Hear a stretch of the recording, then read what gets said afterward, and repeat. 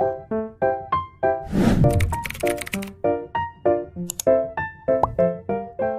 welcome and welcome back to my YouTube channel, and for today's tutorial, I will be teaching you on how to know if your account was restricted by another account on Messenger.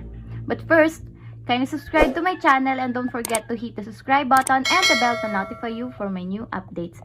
And if you want to learn more, just keep on watching and let's start. So for today's tutorial, I will be using two different Messenger accounts. Itong isa yung pinakang account ko, tapos itong isang Android ay account ng kaibigan ko. So ang gagawin ko, i-restrict ko yung account niya dito sa aking account. So ito yung i-restrict ko, yung nasa unahan. Ayan.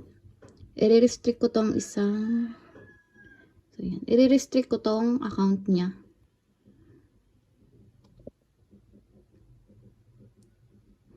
Tapos, pagdating dito, sa account ng kaibigan ko, tatry ko siyang i-chat.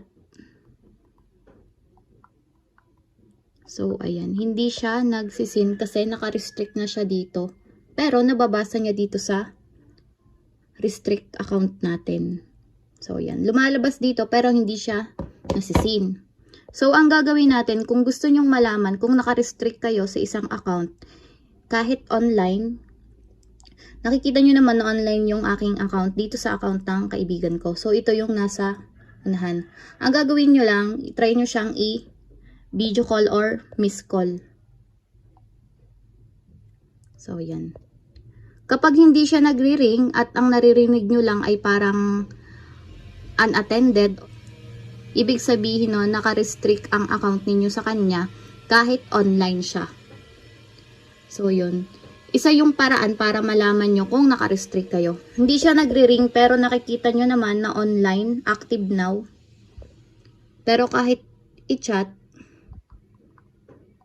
or tawagan nyo, hindi siya mag-sisin or magri-ring. So, yan. Try ulit natin siyang tawagan. Ayan. Hindi talaga siya nagri-ring.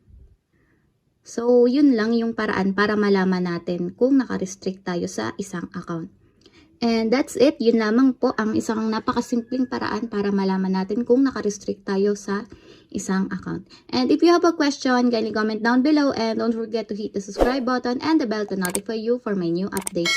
And thank you for watching!